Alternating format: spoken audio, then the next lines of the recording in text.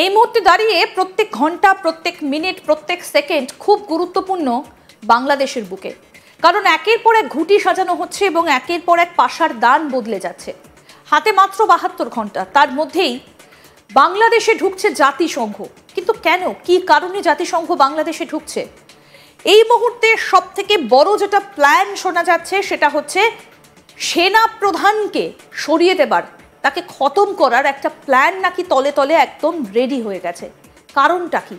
ওয়াকারুজ্জামানের বিরুদ্ধে কেন এতটা খারাপ একটা জনমত গড়ে উঠল বাংলাদেশের এই মুহূর্তে দাঁড়িয়ে যে তত্ত্বাবধায়ক সরকার রয়েছে তার মধ্যে? কারণটা কি? আমরা এই সমস্ত বিষয় নিয়ে আলোচনা করব। বাংলাদেশের বিশিষ্ট আইনজীবী নিঝুম মজুমদার এই মুহূর্তে আমাদের সঙ্গে সরাসরি রয়েছেন। দাদা, আপনাকে স্বাগত জানাই আজ তাক বাংলায়। দুটো বিষয় আপনার কাছে জানতে চাইবো, সেটা হচ্ছে যে জাতিসংঘ কত তারিখে বাংলাদেশে ঢুকছে, কি কারণ, এবং সেনাপ্রধান ওয়াকারুজ্জামানের উপর রাগের কারণটাই বাকি। জাতিসংঘের যিনি প্রধান, তিনি বাংলাদেশে আসছেন 13 থেকে 16 তারিখ পর্যন্ত থাকবেন। তিনি এখানে এসে বাংলাদেশের রোহিঙ্গাদের ব্যাপারে আলাপ করবেন এবং দখলদার যে টোকাই বাহিনী আছে তাদের সাথেও তার কথাবার্তা হবে বিভিন্ন বিষয়ে। আর দ্বিতীয় যে প্রশ্ন আপনি করেছেন, আমার মনে হয় যে বাংলাদেশের বিষয়াদি সম্পর্কে আপনার তখন একটা খুবই পরিষ্কার ধারণা আছে। আপনি যদি আপনার মেমোরি রিকল করতে পারেন তাহলে আপনি জানবেন যে আমরা একটা দীর্ঘ সময় ধরে কিন্তু সেনাবাহিনীর ভিতরে অসন্তোষ, কি হচ্ছে না হচ্ছে, এগুলো নিয়ে আমরা কথা বলে আসছি। দেখুন, আমি ব্যক্তিগতভাবে যে তথ্যটা জানি সেটা হচ্ছে যে ইউনূসের সাথে সেনাপ্রধান ওয়াকারুজ্জামানের যেই মনোমালিন্যটা, সেটা গত 2-3 সপ্তাহ ধরে ভয়ানক রকমের শক্ত আকারে দাঁড়িয়েছে। এই জায়গাটার ভেতরে আমি যেসব অফিসারদের সাথে কথা বলেছি, বিশেষ করে লেফটেন্যান্ট কর্নেল, কর্নেল, ব্রিগেডিয়ার, এই অফিসারদের সাথে কথা বলেছি, সেখানে তারা আমাকে একটা ক্লিয়ার ধারণা দিয়েছে যে 5ই অগাস্টে যেই কারণে তারা আপনার তৎকালীন যে আপনার ওই সময়টাতে তারা কেন ইউনূসকে একটা প্যাসেজ দিয়েছে সেখানে বসার জন্য, তাদের যুক্তিটা হচ্ছে এমন যে আমরা চেয়েছি যে কোনো ধরনের রক্তপাত না হোক, একটা সাধারণ বাংলাদেশ হোক, এই ধরনের কথাবার্তা বলেছে। যদিও সেগুলোর ঘোর বিরুদ্ধ, ঘোর বিপক্ষে আমি, সেটা আলাদা কথা। কিন্তু তাদের ব্যাখ্যার জায়গাটা হচ্ছে যে আমরা যেই চেষ্টাটা করেছি বাংলাদেশকে একটা স্টেবল জায়গাতে আনার জন্য, বাংলাদেশকে একটা ঠান্ডা অবস্থাতে ক্রিয়েট করবার জন্য, সেই জিনিসটাকে কয়েকশো গুণ বাড়িয়ে দিয়েছে এই ইউনূসের এই অবৈধ সরকার। কেমন? এইটার সাথে যোগ হয়েছে ইলেকশন নিয়ে এক ধরনের গড়িমসি খেলা, এক ধরনের কানামাচি খেলা। আজকে বলছে আমাদের আরো বেশি সময় লাগতে পারে, পরের দিন এসে বলছে যে আমরা একটা দল গঠন করব, অন্যদিন এসে বলছে যে সেই দল গঠন করবার পর আমাদের ওই দল পর্যন্ত, ওই দলের গ্রাম পর্যায়ে পৌঁছাতে হবে। সেনাবাহিনীর ভাষ্য হচ্ছে আমরা তো ভাই সার্বভৌমত্বের জন্য লড়াই করি, আমরা তো তোমার দলকে গ্রাম পর্যন্ত পৌঁছে দেওয়ার দায়িত্ব আমার না। হ্যাঁ, এবং তোমাদের ছেলেপেলেরা মাস্তানি করবে, চাঁদা চাবে, করবে এবং দেশের অবস্থা 12টা বাজাবে, জায়গায় জায়গায় গিয়ে নিজেকে সমন্বয়ক পরিচয় দিবে। এইটাকে আমি ধরে ধরে তো নিয়ে যেতে পারবো না। তার উপরে সেনাবাহিনীর একজন কর্নেল, ব্রিগেডিয়ার, তারা যেভাবে সারসার করে এইসব টোকাইদেরকে এই আপনার প্রোটোকল দিচ্ছে, এগুলো সবকিছুই জুনিয়র লেভেলে প্রচন্ড রকমের এক ধরনের ক্রোধের তৈরি করেছে। তার মধ্যে আপনার বিএনপি কেও এখন রাজনীতিতে আসতে দিতে চাইছে না, নানান ধরনের বক্তব্য, আওয়ামী লীগকে তো প্রতিনিয়ত গালিগালাজ করছে। অর্থাৎ এককভাবে ইলেকশনে যাওয়ার যে বাসনা, সেইটা সেনাবাহিনীর একটা বড় অংশ নিতে পারেনি।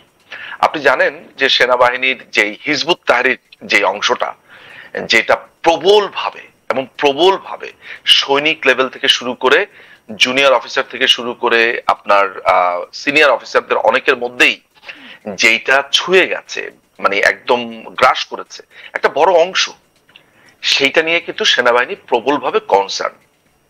আপনার সেনাবাহিনী থেকে অনেক জুনিয়র অফিসারদেরকে গত প্রায় 15 বছরে শুধু হিজবুত তাহরির, মৌলবাদ, এগুলো সংশ্লিষ্টর কারণে তাদের কোর্ট মার্শাল হয়েছে, বের করে দেওয়া হয়েছে, নানান ব্যাপার। তো গত 2 সপ্তাহ 3 সপ্তাহের ভেতরে এসব সমস্ত কিছু নিয়ে ওয়াকারুজ্জামানের সাথে আপনার ইউনূসের, আমি বলবো, প্রবল রকমের মনোমালিন্য এবং সেটা খুবই প্রকাশ্য। তিনি যেটা বলেছেন যে আমি এই সরকারকে সাহায্য করছি তারা যাতে রান করতে পারে এবং একটা ইনক্লুসিভ ইলেকশন হয়ে বাস আপনারা চলে যাবেন, আপনারা কোনো নির্বাচিত সরকার না। ইউনূস এটা মানবে না। ইউনূস এখানে থাকতে চায় 5 বছর, সে এখানে 5 বছর থাকবে, সে দেশের প্রেসিডেন্ট হতে চায়, নানা ধরনের কথাবার্তা। এর মধ্যে সেনাবাহিনীর একজন আছে যার কথা আমি অনেকবার বলেছি এই প্রোগ্রামে, সেটা হচ্ছে ফয়জুর রহমান। এই ফয়জুর রহমান হচ্ছে কোয়ার্টার মাস্টার জেনারেল, ঢাল নাই, তলোয়ার নাই, নিধিরাম সর্দার, তার কোনো ব্রিগেড নাই, কিছু নাই, তার কিচ্ছু নাই, হ্যাঁ মানে তার ভক্তও নাই, এরকম একটা অবস্থা। এবং সে হচ্ছে ওয়াকারুজ্জামানের প্রায় 5 কোর্স জুনিয়র মনে হয়। ওয়াকারুজ্জামান তো 13, ও হচ্ছে আই থিঙ্ক 10 ব্যাচ জুনিয়র মনে হয়, ভুল না করে থাকলে, হোয়াট এভার, সোজা কথা হচ্ছে জুনিয়র। এই জুনিয়র অফিসার এখন রীতিমতো পাঙ্গা নিচ্ছে সে ক্ষমতা দখল করবে। কেন ক্ষমতা দখল করবে? সে হচ্ছে সেনাবাহিনীর ভিতরে যে মৌলবাদ চক্রটা আছে, হিজবুত তাহরির, জামাত, এদের প্রধান অধিনায়ক সে বসে আছে। সে তাকে কিন্তু প্রথমে ওয়াকারুজ্জামানই তাকে ডিজিএফআই চিফ করলো। 1.5 মাসের ভেতরে তার ঘটনা জানার পরে তাকে আসলে এখান থেকে সরিয়ে কোয়ার্টার মাস্টার জেনারেল করা হয়েছে। কোয়ার্টার মাস্টার জেনারেলের কাছে কিন্তু কোনো ধরনের অস্ত্র, গোলা বারুদ এগুলো থাকে না। সে আসলে অনেকটা অ্যাডমিনি আর কি, ধরে নেওয়া হয় যে ও হয়তোবা রেসে আছে পরবর্তী সেনা প্রধান হওয়ার, উইচ ইজ আমি মনে করি বাংলাদেশকে মানে একটা ভয়ঙ্কর জায়গাতে নিয়ে যাওয়া হবে তার ব্যাপারে যদি ওইভাবে চিন্তা করা হয়। সেটা আমরা পরে আলোচনা করব, কিন্তু আপনি এইটা জেনে রাখুন যে সেনাবাহিনীর ভেতরে একটা ভয়ঙ্কর রকমের উথাল পাথাল পরিস্থিতির সৃষ্টি হয়েছে। এটার কারণ হচ্ছে আপনি দেখুন, আপনি আজকে বাংলাদেশের পত্রপত্রিকাগুলো দেখুন,